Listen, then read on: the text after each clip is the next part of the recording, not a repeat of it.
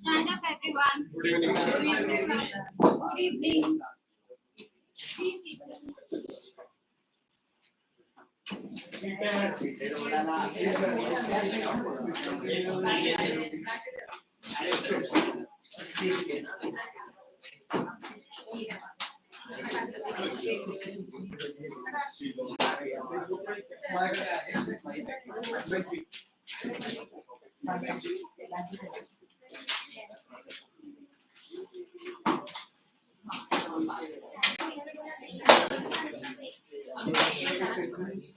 Yes, so did we finish up with the solvent part in the last class? Solvent तक हुआ था ना पिछले क्लास में? Solvent याद है? Page number 10. Solvent customs union. Textbook please share.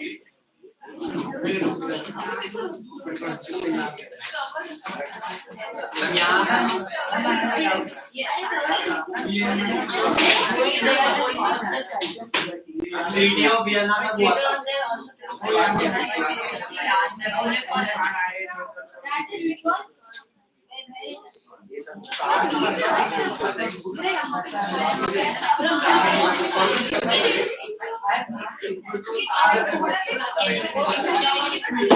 yes, class.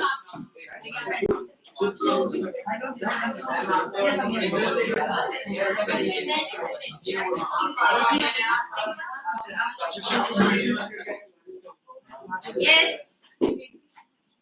We had completed this Algerian part where we discussed about how German was divided into different regions, and therefore they had made up a confederation of 39 states. 39 states मतलब 39 अलग-अलग हिस्सों में जहाँ Germany बटी हुई थी उनको क्या कर दिया गया, एक एक बना दिया गया, उनको एक रीजन की तरह फॉर्म कर दिया. And this Zollverein is a type of customs union where the customs rate was further reduced, where the currency exchanges were reduced from 30 to 2. Yes, that was a good step that was taken by the king of Prussia. And why did he do that? Because he wanted to move further on the lines that was laid up by Napoleon. Napoleon had made lots of progress in the administration and the execution of those rules and laws in the European countries. So he didn't want to lose that momentum and he wanted to continue with the same. So what he did, he decided to make a confederation of these states, 39 states, utilize them and form a Zollverein, which is a customs union. So with this, the trade got an impetus. Trade को boost मिला. The merchants, they were able to trade in a much better way. The kind of taxes, the kind of stress of paying different custom duty at different places was reduced to a greater extent. And this, overall boosted the trade in the European countries, especially in those parts where Zollverein had formed. Am I clear till this part? Moving further, we are now talking about the new conservatism after 1850. Now, this part, when I was teaching, I think I have also explained one paragraph of this part as well. When Britishers left India, they had already brought certain things in India, right? They brought telegram, they brought telegraph, they also gave us railway tracks. So when they were going away from India, we didn't send these things again back with them. We kept it for our purpose. Yes, this was a progress and development that had happened in our country and we didn't use that. In the same way, when Zollverein was introduced or when new things that were introduced by Napoleon, after his death in the Battle of Waterloo, the winning countries, that is the Britain, Russia, Austria and Prussia, they didn't discontinue with those arrangements. Whatever better things Napoleon Bonaparte had done during his lifetime for the administration or better execution of a country's governance, they kept continuing with the same. So what were they? Let's have a look at that. Firstly, they continued with the modern army. They continued with an efficient bureaucracy. What do you understand by the word bureaucracy? Yes, anyone? What is an efficient bureaucracy? The civil service? Yes, that is continued. Any government service, any government high officer can also be considered as a bureaucrat. A dynamic economy. The economy had boosted during Napoleon's time period, and that is well continuing here. And abolition of feudalism and serfdom. So two things Napoleon had removed from the European land, that was serfdom and serfdom means slavery and feudalism. Both the things were removed. But now when again the kings are coming in power, when Napoleon is losing his power, now he has gone out of the picture. After the Battle of Waterloo, he is not existing. So again, who is going to come into the picture? The kings, the conservatives. These conservatives, they had a thought, they had an idea that we again want the similar power that which we had before the start of any French Revolution. Do you think they are going to get the similar power once again? Why? Why?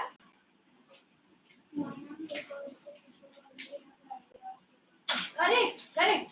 People have already experienced what is liberty. People have already known what freedom is. People have already known what equality is. So will they be again be able to condemn or again obey all the demands that the king makes? Will they be again able to give that same obedience that they gave even before the French Revolution ever took place? Not possible. Now people had already tasted what freedom is, what equality is, what liberty is. Now, if the new conservatives who are coming in power, if they try to force the people to be as much as obedient, to be as much as submissive as they were even before any revolution in any European country started, that was not possible. Now, even the new conservatives had agreed, had accepted कि अपना power तो क्या हो गया है कम, but at least now they are getting an opportunity to once again come back in the power. At least they are getting that opportunity. That is the reason here they are referred to as new conservatives. Because as compared to the old conservative means the one which you have studied in your 9th class, liberals, radicals, and conservatives. Those old conservatives, what they wanted, they didn't want any change. But now these new conservatives, they will have to accept change, because without the change, then they will not be even existing in the power. Clear up till here? Now, after the defeat of Napoleon, the whole of France was very big. It was very expanded. It had taken away a lot of territories from other nearby neighboring countries. So now it was decided that the Austrian Duke Chancellor Duke Metternich, he would host a meeting at Vienna. Where is Vienna? Vienna is again in Austria. So in Austria, he hosted this meeting. His name is Chancellor Duke Metternich. Now, this Duke Metternich, he was trying to be a representative of all the 4 winning countries. Which are the 4 winning countries here?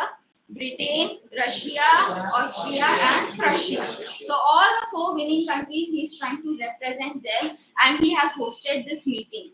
And at this meeting, now they are going to decide what would be the fate of the euro. Because after Napoleon, everything is laid, in a confusion. So they have to solve this confusion. They have to redraw the boundaries of the states and the countries, and that's the reason that they are hosting this meeting. In this meeting, first thing that they decided here is to again bring back the Bourbon dynasty into power in France. मतलब जिसको हटाने के लिए पिछले न जाने कितने सालों से इन लोगों ने इतनी सारी कोशिशें की थी. 9th क्लास में आप लोगों को पूरा एक चैप्टर पढ़ाया गया, फ्रेंच रेवोल्यूशन. कितनी मेहनत करके लुई 16 को भगाया था पावर में से. अब 10th क्लास में आते आते वो वापस क्या हो रहा है, पावर में आ रहा है. Yes, he is once again gaining back the power. But is Louis 16 alive now? वो तो मर गया. He has been correct. So now the power is now going to come into the hands of Louis 18. Okay. His name is not given in your syllabus, don't worry, you just have to remember, it's an extra information that I'm giving you, that now the power will be given to Louis 18. Now, again, there will be a condition, because when Napoleon lost the war at Waterloo, at that time, France was a country which has lost the war, yes or no? So, France is a loser. Who is the winning country here?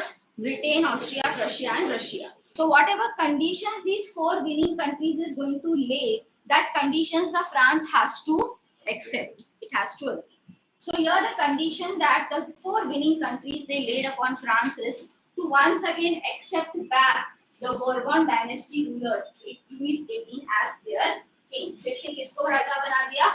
Louis 18 को. But again, on a condition that Louis 18, once he becomes a king, he has to give away all those territories, all those land which he had, which that Napoleon had captured when he was in power. Okay, am I clear up to here? सबको समझ में आया? So now the France country map will be again redrawn. The boundaries will be redrawn. Whatever was captured by Napoleon and put under France and expanded its territory will now be reduced. The extra regions that he had conquered from the neighboring countries will be given back to the neighboring countries, and only then Louis 18 can become the king of France. Do you think Louis 18 would have agreed to condition? Yes, क्योंकि राजा बनने को मिल रहा है ना. राजा बनने को मिलना ये सबसे ज्यादा इम्पोर्टेंट था उसके लिए. क्योंकि जब बैटल ऑफ वाटरलू हुआ तब लुईस 16 कुछ भी था क्या? कुछ भी नहीं था. उसके पास तो कुछ भी नहीं था. He was not even a king. वापस से उसको राजा बनने को मिल रहा है. So obviously he will agree, he will accept all the decisions. Now draw one diagram that I'm telling you. I'm drawing it on the board. You are drawing it in a textbook.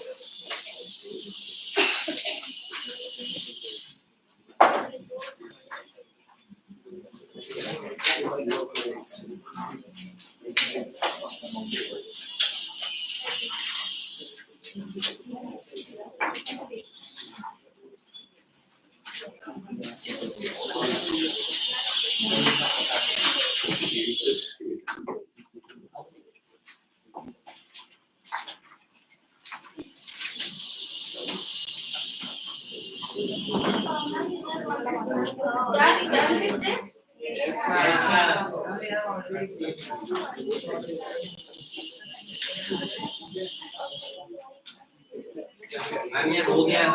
Once again, let's see. You all don't draw, but just look at the board.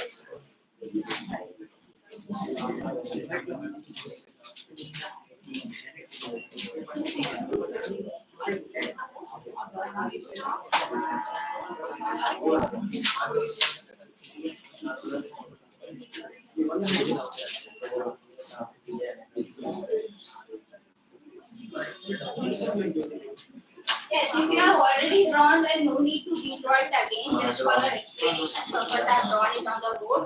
तो France के पास पहले से क्या था? Belgium था. उसको France में से हटाकर किसको दे दिया? नेदरलैंड्स. जेनोआ पेडमोंट को दोनों को मिला दिया. पहले से क्या था? जेनोआ था किसके पास? फ्रांस को. उसको किसको दे दिया? पेडमोंट को. रशिया को क्या मिला? सैक्सनी नाम की एक नई टेरिटरी मिली जो उसके वेस्ट में थी. And Russia got a new area, that is Poland. So all the winning countries here in this scene are at benefit. You can clearly see that the winning countries are at benefit. Who is at loss? France. But France accepted this loss because King Louis XVIII wanted to become king. He wanted that his Bourbon dynasty should be restored back. He must be reinstated back on the throne. Am I clear up till here? Yes, moving further.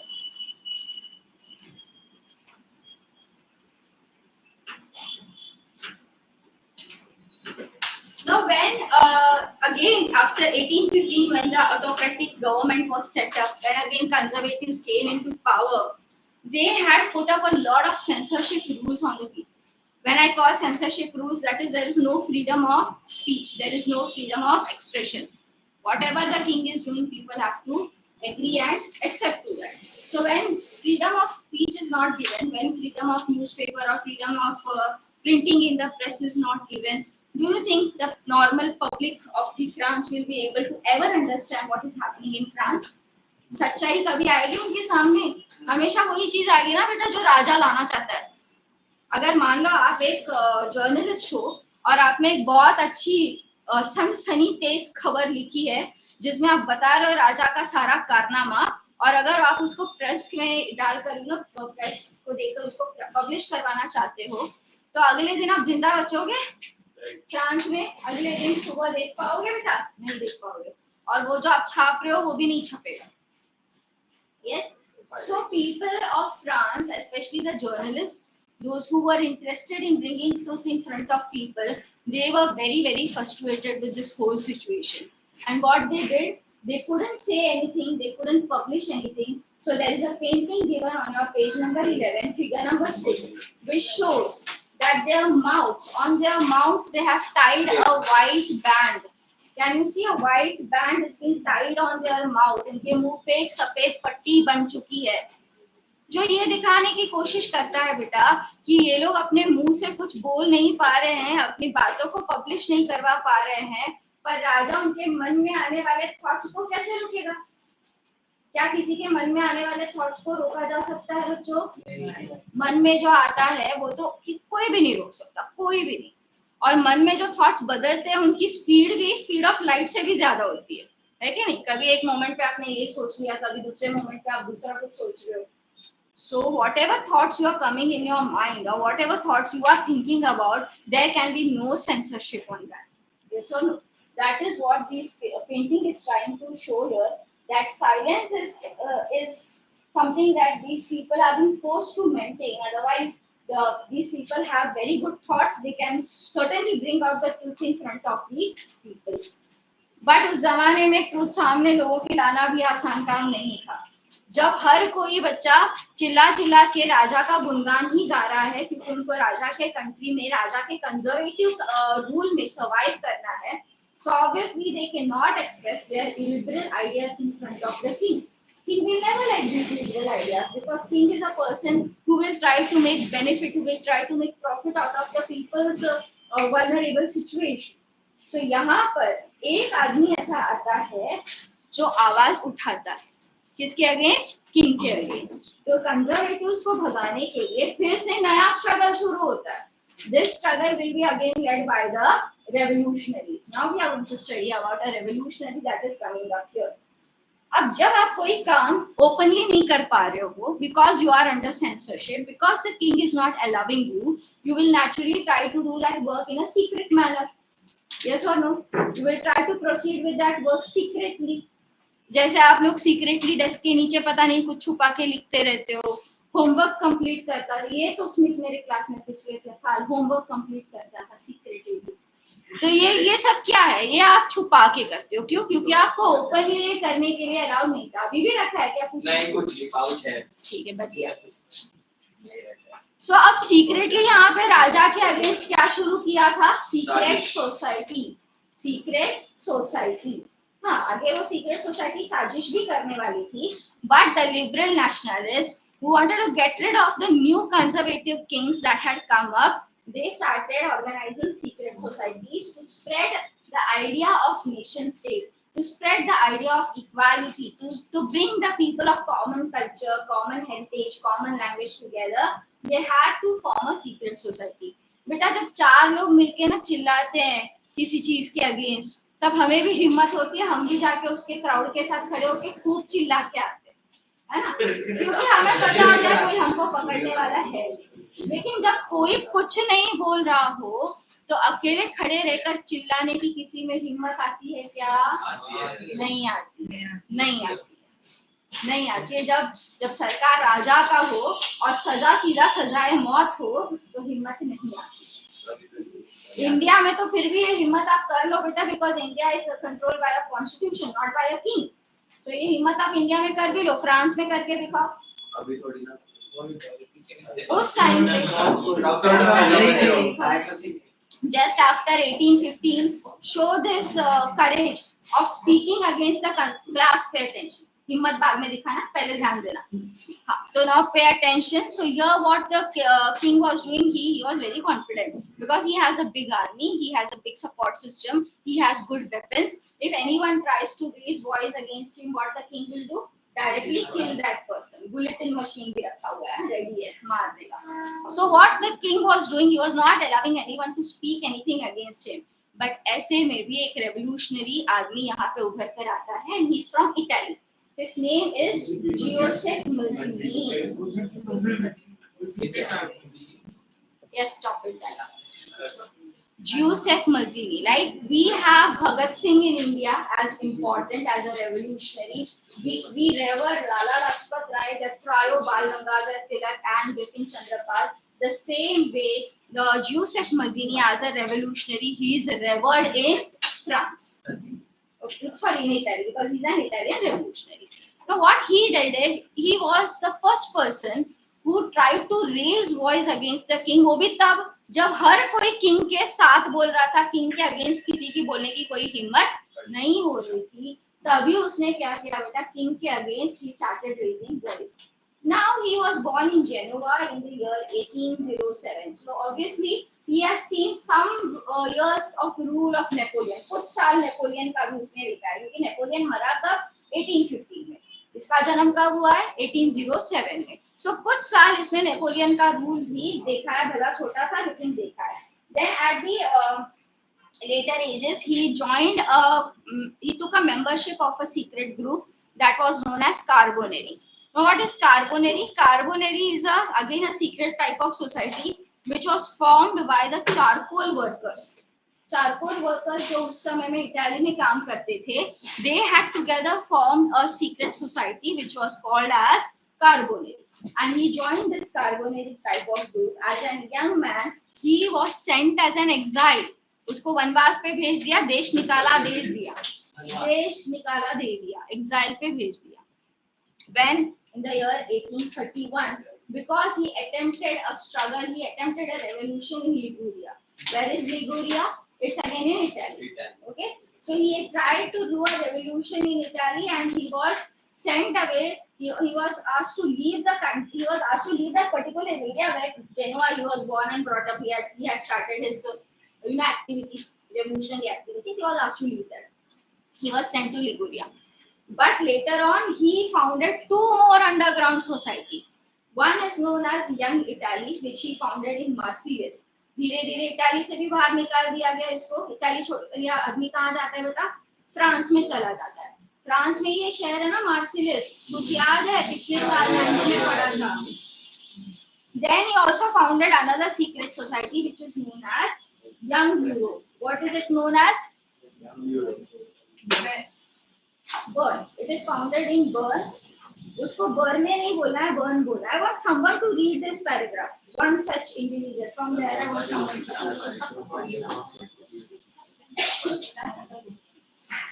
yes, read. लेकिन textbook ही नहीं Yes, One such individual was the Italian revolutionary Mazzini. Born in January 1807, he became a member of the secret society of Carbonari. As a young man of 24, he was sent to exile in 1831 for attempting a revolution in Liguria. He was subsequently founded two more underground societies. First, Young Italy in Marcellus, and then Young Europe in Bern, whose members were like-minded young men from Poland, France, Italy, and the German states. Mazzini believed that God had intended nations to be the natural units of mankind, so Italy could not continue to be a patchwork of small states and kingdoms. It had to be forged into a single unified republic with a wider alliance of nations. This unification alone could be the basis of Italian liberty. Following his model, secret societies were set up in Germany, France, Switzerland, and Poland. Mazzini's relentless opposition to monarchy and his vision of democratic republics frightened the conservatives. Metternich describes him as the most dangerous enemy of our social order. yes. So he founded two secret societies. First is your Young Italy, which was founded in Marseilles, and second is Young Europe, which was founded in Bern. Bern is another city in Switzerland. Okay, if you want, you can note it down. Bern is a city in Switzerland. Where like-minded people, यानी एक जैसे सोचने वाले, the same revolutionary thoughts रखने वाले people, what they did, they came together. They were from different nationality. Some were from Poland, some were from France, few were from Italian states, few were from German states. They all came together and they started their struggle against the conservative power. That is the new conservative power that has come into picture once again. What Mazzini believed that God has never created this kind of kings, nor has he created this kind of dynastic rules, nor has he created any particular boundaries of any nation. When God created earth, he must have just created a landmass. Yes or no? We made it into 7 continents. We made it into different countries. We made it into different empires and dynasties. So according to Mazzini, people are all one and they should be united. At least for those people who have common language, common culture and common ethnicity, they should come unitedly and they should stay as a country. This is what he feels. That is why he believes in making a nation state. But not everyone in those times were having the same ideology. These secret societies were heavily condemned by the king. Kings didn't like this kind of secret societies. Here there is a saying by, not saying actually, here there is a phrase that is said by Metternich, the Duke Chancellor of Austria. He feels that Giuseppe Mazzini is one of the most dangerous person for their society. Their society means the kingly society. For the kingly people, Duke Metternich says that Giuseppe Mazzini, who is revolting, who is opposing the monarchy, is one of the most dangerous enemy. मतलब एक आदमी, एक revolutionary आदमी बेटा क्या हो गया, सारे राजा महाराजा पर भारी पड़ गया. So when you are speaking truth, you need not have to worry of whether you will be alone or anything. If you are, whatever you are speaking, if it is truth, then you can continue at your own risk. Conditions apply. At your own risk. Terms and conditions. वरना पता चला कल को आपने डाल दिया Facebook पे बढ़िया सा पोस्ट मुझसे इंस्पायर होकर और आके आपको पकड़ लिया किसी ने, so I am not responsible. Let's take it at your own risk. As evidence string दिखा दीजिए कि आपने बोला. I have said this also, no, but take it at your own risk. That's not a fair play. Now, class, come back. मेरे previous year के बच्चे बहुत शैतान हो रहे हैं, especially previous year. तू बिना बोले बहुत कुछ कर रहा है. और सेकंड निकाल दिया. Okay. Age of revolutions, coming to the next part. I want someone to read it again. तू पढ़ा ना एक बार आज हाँ पढ़ Age of Revolution. As conservative religions tried to consolidate their power, liberalism and nationalism came to be increasingly associated with revolution in many regions of Europe, such as the Italian and German states, the provinces of Ottoman Empire, Ireland, and Poland. These revolutions were led by liberal nationalists belonging to the educated middle class elite, among whom were professors, school teachers, clerks, and members of the commercial middle classes. The first upheaval took place in France in July 1830. The Bourbon kings, who had been restored to power during the conservative reaction after 1850, were now overthrown by liberal revolutionaries who installed the constitutional monarchy with Louis Philippe at its head. When France seizes, Metternich once remarked, the rest of Europe catches its cold.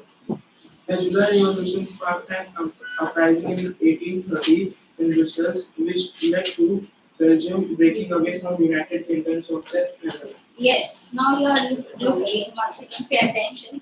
So conservatives who had tried to consolidate their power, they tried to consolidate their power means they again tried to come into the power, they again tried to gain back their old position.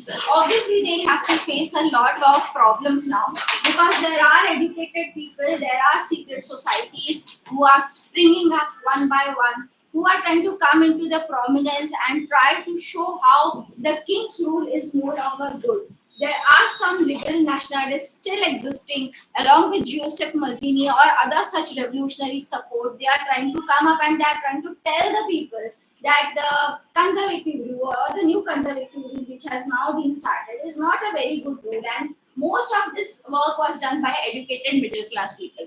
Why I'm saying educated middle class people? Because to analyze something as good or bad, this can be done only by educated people. Yes or no? To understand what are the flaws or the faults that are present in any government, that is better done by educated person. So these people who are basically professors, lawyers, or any other clerks, teachers type of people in a middle class family, they started analyzing that during the Louis XVI time period, how the situation was. Later, then whose rule came? National Assembly, assemblies rule had come. How the time period was at that time. Then after removing them, a new government had come, that was Jacobin's government, that is the convention had started. How that time the rule was. Then directory was formed, directory how it used to function. After that Napoleon was in prominence, what good things Napoleon did. And then now again after Napoleon, how things have evolved. So they started analyzing these things and they came to a conclusion that a king is not going to be sufficient for ruling any of the territory. Obviously, if a king or a monarch is given unlimited powers, he 100% makes a negative use, a bad use of these powers, misuse of these powers, and ultimately it ends up being a very pathetic situation for the people who are surviving in the country. So, in the month of July, year 1830, again a revolution happened in France.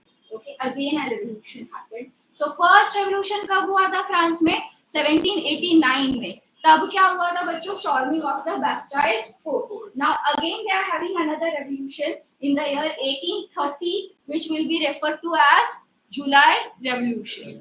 Okay? February, October, वो उसमें फरवरी and October Russia दोनों countries एक थोड़ी होता. So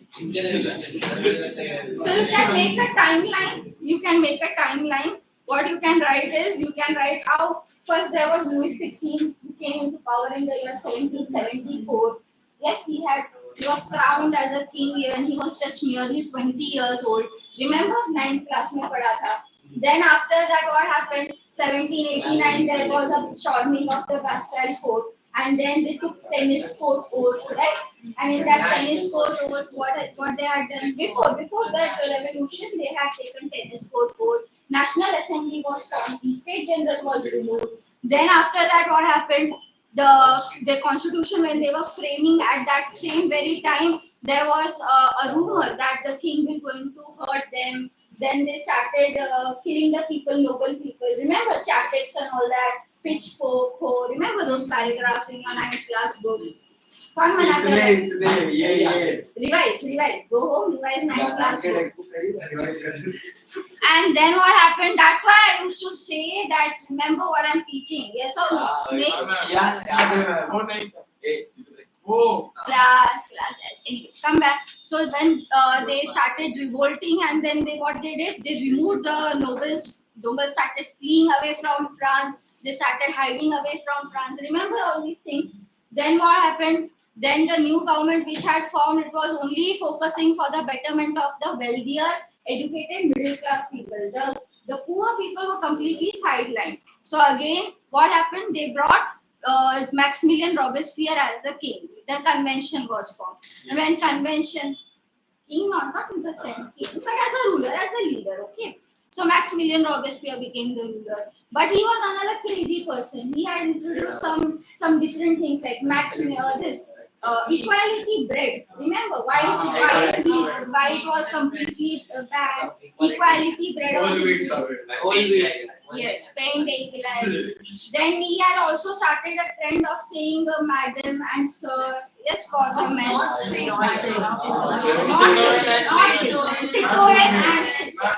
Citoyen and citoyenne. Ninth में पढ़ा था ना? तुम लोग हम 5 शब्द पढ़ते हमारा एक सब्जेक्ट तो एक ही तो पढ़ा रहे हो। Okay, come back to the class. Pay attention. Yes. Then what else he did? He did a very bad thing of killing his own supporters. When his own supporters started revolting against him, what he did? He tried to guillotine them. And ultimately he himself was bulleted. Yes or no? And after that, directory was formed. What directory did? Directory had 2 legislative councils and 5 members under them to work. This directory was highly politically unstable and never arrived at any conclusions. And ultimately, who took benefit of the situation? Ultimately, Napoleon came into power. Napoleon was defeated in the year 1815 at Waterloo. Now what is happening? Now from 1815, that is after 1815 till 1830, whose rule is going on? The Bourbon dynasty's rule is going on. Bourbon dynasty, Louis XVIII. Now after Bourbon dynasty, now we are in the month of July and year 1830, they are again going to organize a July revolution. And after this revolution, Louis XVIII was removed from the power. He is no longer in power. He was overthrown. And a new king is coming into picture. His name is Louis Philippe. Louis Philippe. Louis is referred to as king. It's a king's name in France. So whosoever is a king, he will be referred to as Louis. उसका actual name Louis नहीं था। पता नहीं, मैं पूछने नहीं गई थी उसके नामकरण का मुझे इन्फॉर्मेशन नहीं था। Class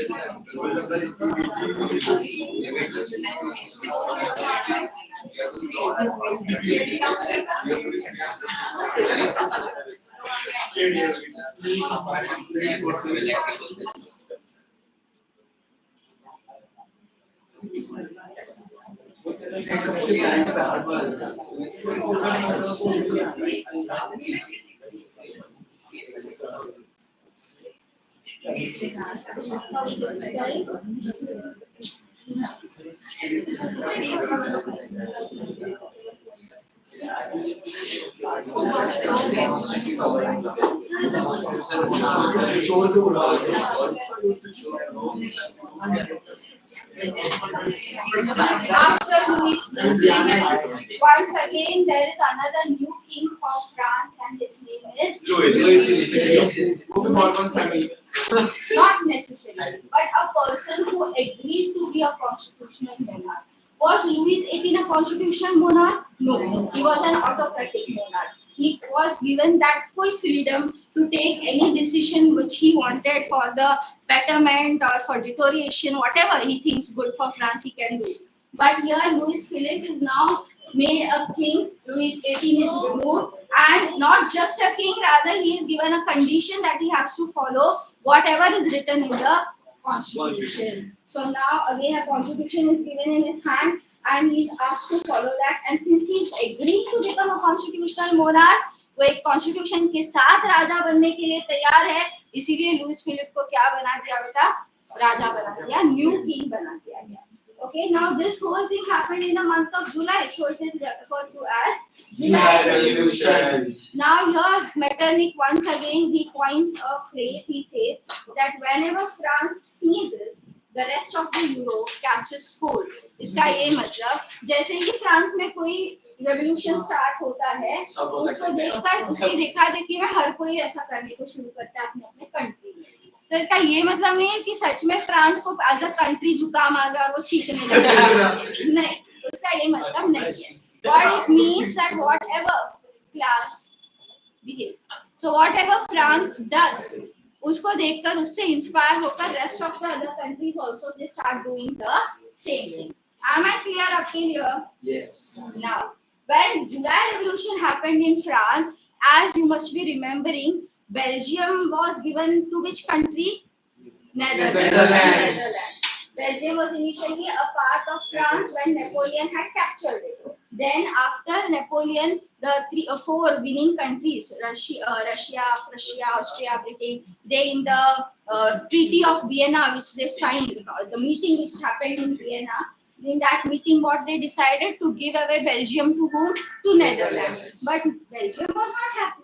Belgium wanted freedom from the Kingdom of Netherlands. So it started a revolution at Brussels. Brussels is the capital of Belgium. So there they started a revolution and finally Belgium broke away from the Kingdom of Netherlands. And today also in the map you can see Belgium as a independent country. Am I clear up till here? Yes. Now when Belgium has shown this type of inspiration, again Greek war also started. Now when I talk about Greece, Greece was a country which was under the control of the Ottoman Empire. You all must be aware in Turkey, there was an Ottoman Empire, very, very powerful, very dominant, having an empire spread on a vast land, spreading to over 3 continents. So Ottoman Empire was a very prominent empire, as much as powerful this Austrian-Hungarian Empire was, Habsburg Empire. Equivalently important this Ottoman Empire was also. So Greece was a part of Ottoman Empire, and Greece had started their revolt, their struggle to free from the Ottoman Empire from long time. But something has to happen which will create a new spark in the minds of the people. Do you agree with me or no? We all speak about free education, we all speak about democracy, so many things. But when some new event happens, something new happens in some part of the world, these discussions they again start coming into highlight. These discussions again get a boost, they get an impetus. Same thing happened in Greece also. When it saw that July revolution is happening in France, when it saw that Belgium is breaking away from Netherlands, it got an inspiration, it got a boost, and it started its own kind of war or independence struggle with a great speed. Now, there were some Greek people who were staying away from the Greece and they were trying to support the Greek war of independence. In India also we know Subhash Chandra Bose क्या किए? भारत से दूर चले गए थे, है ना, ताकि उनको भारत के बाहर रहने वाले इंडियंस का सपोर्ट मिल सके और उनके साथ वो एक आर्मी बनाकर इंडिया पे अटैक करके ब्रिटिशर्स को इंडिया से बाहर निकाल सके. This was what he had planned. So similarly in Greece also there were some nationalists, there were some revolutionaries who had started the Greek war of independence by staying away from Greece. हम Greece में ही रह के Greece के king के against, Ottoman empire के against वो बात तो नहीं कर सकते थे ना. So they had to do this, and this gave a boost. In the year 1821, the nationalists they got support from these people who are staying away. The ones who are staying inside Greece and they are fighting, and the ones who are staying away from the Greece and they are fighting, they both came together and they got a support. This war got an impetus. There was a person called poet Lord Byron. Lord Byron was a person who was a Britain citizen. He was a British citizen. उसका Greece के साथ कुछ लेना देना नहीं था. But when he came to know that the people of Greece are fighting this war, He was so inspired by the French Revolution, by the July Revolution, by the Belgium story that he gave away all of his millions and millions of wealth to the Greek War of Independence. उसने donate कर दिया. Okay वो उस time का अंबानी से भी अमीर आदमी था. हाँ, और इतना सारा पैसा अपना सारा वेल्थ उसने बेच बाच कर किसको दे दिया बच्चों? He gave it to the Greek War of Independence. क्या उसको ऐसा करने की कोई जरूरत थी? No. Was he himself having any roots or any relationship with the Greek land? No, nothing. But still, the kind of inspiration, the kind of boost he got by hearing the stories of July Revolution, the stories of Brussels struggle or the Belgium struggle, he got so inspired by it that he funded the Greek War of Independence. और बेचारा Greek war of independence में लड़ने के लिए Greece गया भी था, लेकिन उसको ना बुखार आ गया और बुखार में वो मर गया. ओके उस टाइम पे बुखार, अभी तेरे पास क्रोसिन है बेटा, तू खा के ठीक हो भी सकता है, लेकिन उस टाइम पे दवाइयां इतनी वेल डेवलप्ड नहीं थी. Medicines were not readily available. He got fever and he died out of it. It sounds weird, but it is the truth.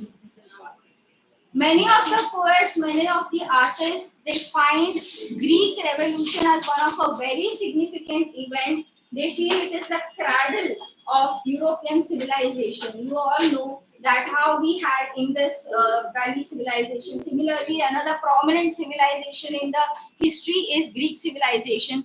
तो अगर ग्रीस के लोग किसी के अंदर फंसे पड़े हैं या ऑटोमन एम्पायर उन पर रूल कर रहा है, तो बहुत सारे यूरोपियंस को इससे बहुत बुरा लग रहा था, and they felt some brotherly kind of connection and feeling with the natives of the Greece people. So they joined that war, and then finally in the year 1832 the Treaty of Constantinople was signed and Greece became an independent nation, and this Ottoman Empire's rule ended from Greece. Any doubt in this paragraph? Yes, new news. It's in Turkey. Now moving to the next para, I want someone to read. Smith के बाजू में जो बैठा उस तरफ. वो कैसे पढ़ेगा? Greek War of Independence. Greek War of Independence. An event that was Ask him to read from the romantic imagination. बराबर बोला मैं. हाँ पढ़. The romantic imagination and national people. Importance of language and popular tradition in creation of national identity. The development of nationalism did not come about only through wars and territorial expansion. Culture played an important role in creating the idea of the nation. Art and poetry, stories, and music help express and shape nationalist feeling. Romanticism, a cultural movement which sought to develop a particular form of nationalist sentiment. Romantic artists and poets. Class, you are supposed to maintain silence when someone is reading. The glorification of reason and science and focus instead on emotion, intuition, and mystical feelings. Their effort was to create a sense of shared collective heritage, a common cultural past as the basis of a nation. Yes, enough of the here. Pay attention now. Here we are going to talk about the romantic imagination and the national feeling. देखो country को दो तरीके से एक किया जा सकता है. एक तरीका है that you are going on a battlefield, you are picking up weapons, you are throwing bombs, you are throwing missiles, and you are forcing the other government to kneel in front of you, and then you are taking the power of that country under your authority. Yes, this is one way. This is called hard power because here you are using the real violent force to make the country one. Second thing that you can do is soft power. Now, what do you understand by soft power? Where you are using culture, you are using the ethnicity, history, background, heritage as your tools or as your weapons, and you are trying to create a unity amongst the people. You are trying to win over the territory or an empire. So what some of the philosophers they believe that instead of using the hard power, instead of using weapons, instead of giving reasons and scientific reasons or rationality for everything that is happening in and around the countries, European countries, one should basically focus on uniting the people on the terms of the culture and language. So that is called as romantic imagination. Here it has nothing to do with girlfriend and boyfriend. यहाँ पे कुछ भी romantic imagination में कोई boyfriend नहीं है, कोई girlfriend नहीं है. ये कुछ नहीं बोला था, ये बहुत It has only the something class. So romantic imagination is only trying to tell you where you are trying to unite the people on the basis of some things like culture, poetry, stories, songs, hymns, okay, some slogans. You can use these things and try to unite the people and shape their nationalist feelings. That is romantic imagination. That is soft power. Now, when you talk about the romantic imagination, the philosophers who believe in romantic imagination, they say that there is no need to use science, there is no need to have reasons, nor there is any need to have rationality to develop nationalistic feelings. Now this you might feel, how is that possible? They never glorified. It's never glorified in the sense, उन्होंने कभी भी science को, reason को या rationality को बढ़ावा नहीं दिया. Because as soon as you bring science into picture, you feel, oh, NASA is more developing than ISRO. Wait, we will also send this missile. We will also send that. Soon we might send that. We will send that satellite. अगर NASA moon पे कुछ नहीं, क्या वो sun पे कुछ भेज रहा है ना, recently भेजा उसने. हाँ, तो हम दूसरे solar system पे दूसरे sun पे कुछ भेजा. वो इसरो ने भेजा. गलत है. Example, it's just an example. गलत example. हाँ, तो तुमने कर दिया ना सही. That's what I'm so confident about it. Thank you. Yeah. So when you talk class, are you going to pay attention, or should I declare the chapter is over? I can do that. Radhika, खुद ही पढ़ लो. And we'll have the text also in the upcoming video. Then it will be a very enjoyable situation. Okay? So better pay attention. सोते सोते इसे ही पढ़ लो, ठीक है? ध्यान देना. Now, pay attention, I said. Last warning, class. Okay. So what these people are trying to say here is, when we bring science or when we bring rationality into question, there are so many things that come up which ultimately end up waging a war against another country. So we don't want to do that. Instead of that, we are going to use artists, we are going to use paintings, we are going to use poems, stories, songs, hymns, slogans, and number of other things to bring people close to each other. Here in the figure number 8, you can see a scene which is shown, which has happened during the Greek War of Independence. You can see there is a man who is lying there, Nangu Pangu, and yeah, that's what he is lying there. And then there is another man who is injured.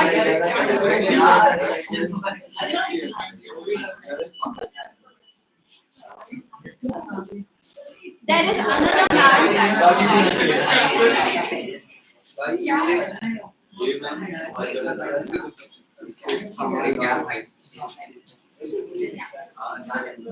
Are you all able to see figure number 8?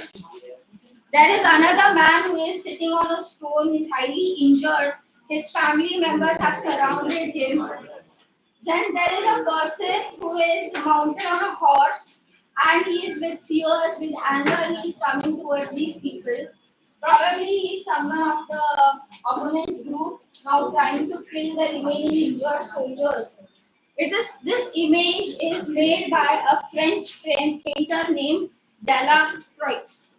Please remember and memorize his name. Probably you might get a question. What Delacroix? Figure number 8. Under the box you can see his name. Eugene Delacroix. He has made this painting. It's a very big painting. Its height is 4 meters.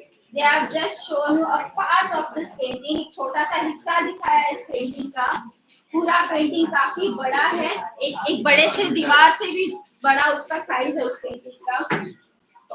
at this painting, when you class, when you look at this painting and when you try to understand the feelings that is portrayed in this painting very deeply, you can sense the suffering of the Greek people. Yes or no?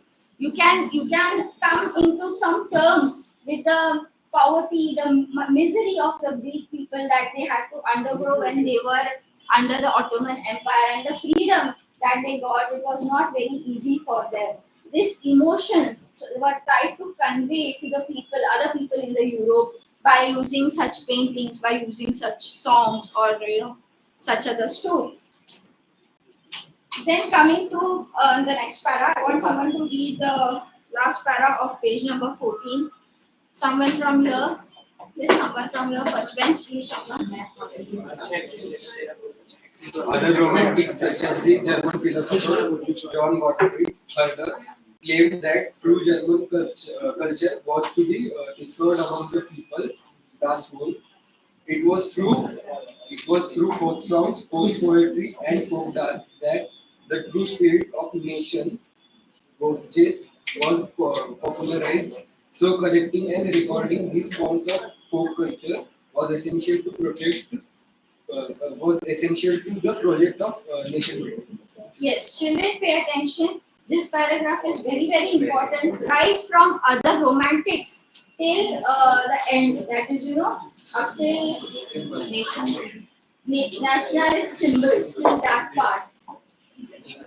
Very important, very, very important. 100%. There will be a question which will be asked on romanticism.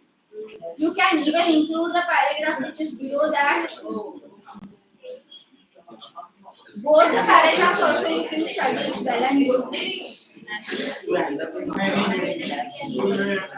Polonaise and Mazurka international. Did you all get it?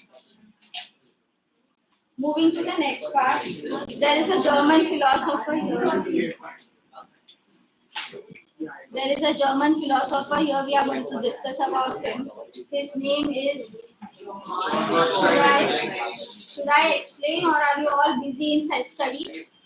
We'll declare the remaining rest of the chapter as self-study. No problem. No problem. German philosopher Johann Gottfried Herder. He says that he is from Germany, so obviously he will speak about the German culture. He says that he has to bring all the common people together. Das Volk means the common people. The Das, this DAS, Das is a German word which means bringing all the common people of the German country together. He gave also another term that was Volksgeist. Volksgeist means spirit of nationalism. To bring common people together, you will have to include spirit of nationalism in their minds. You need to develop the patriotism, you need to develop the nationalism in their minds, and only then you can have them together. These were the two terms that were given by German philosopher Johann Gottfried Herder. Then here an example is given to you about Poland. See children, I just now showed you on the map that Poland was given away to Russia, right? So right up till the end of the First World War ended in around 1918. So before the end of the First World War, Poland never existed as an independent country. Exist ही बिचारा नहीं करता था. उसको सबने क्या कर लिया था? आधा करके बांट लिया था. So it never existed. Most of the time, Poland was under the control of Russia. And what Russia did, Russians, they wanted to exert a very bad control over Polish people.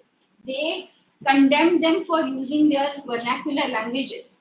Poland में रहकर वो polish लोग polish language बात नहीं कर सकते थे. They were asked to speak only Russian language. They were asked to write, study, go to school, learn only Russian language. Yes. And they were completely asked not to study this Polish language. In fact, their culture, their ethnicity, their trends, their dressing sense, everything they were asked to give up. But the people of Poland, no matter whether they were partly under the Russia's rule or partly under the Prussia or Austria's rule, wherever they may be, but they always kept themselves united by using the nationalist feelings, by developing their music and language. Here there is a name of a singer, a musician. His name is, he's an artist. His name is Karol Kurpinski. Karol Kurpinski. Note his name. It's on the page number 15, first para, third last line.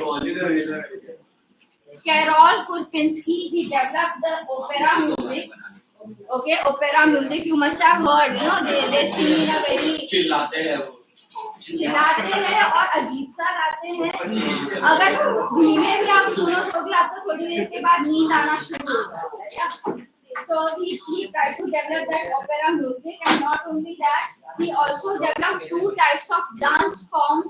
These are Polonaise dance and Mazurka form of dance. We will see that in the next class. Any doubts in this session? You had doubts? Someone?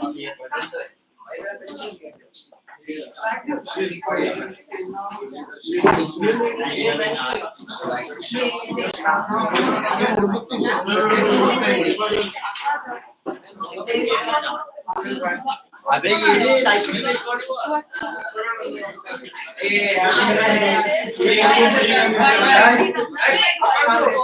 अपन लेके इधर बैठ के मत नहीं देखो पता उधर करना पड़ेगा मजा आ गया था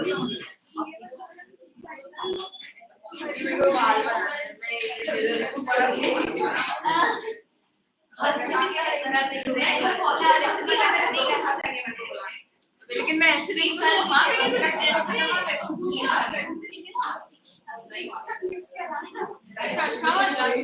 छुप बताया बिना छुट्टी मारेगा अच्छा. अरे मैं तो सुबह उठ के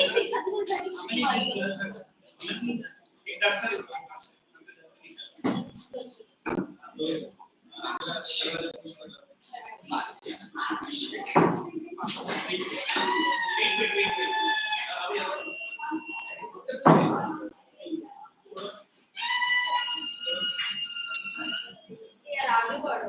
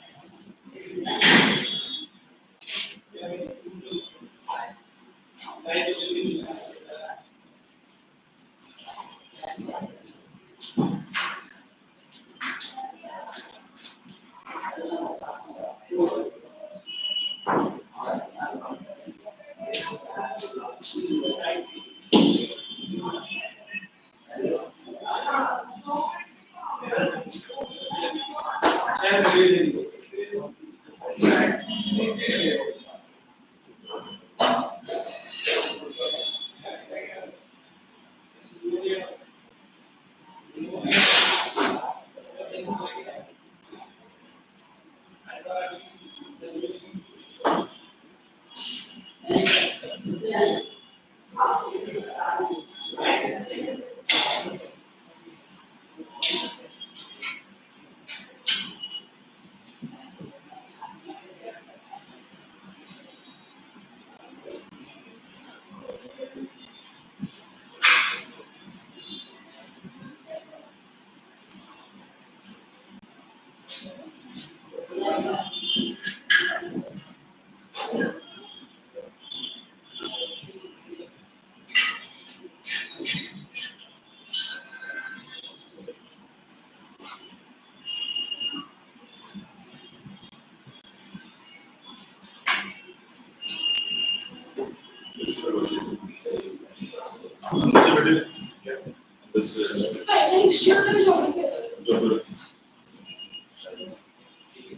त्यानंतर तुम्ही नका सध्या ठीक आहे काय वेळ घेत राहायचं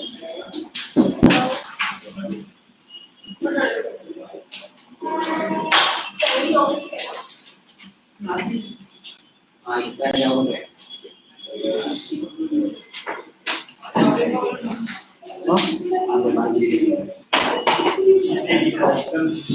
Blue bank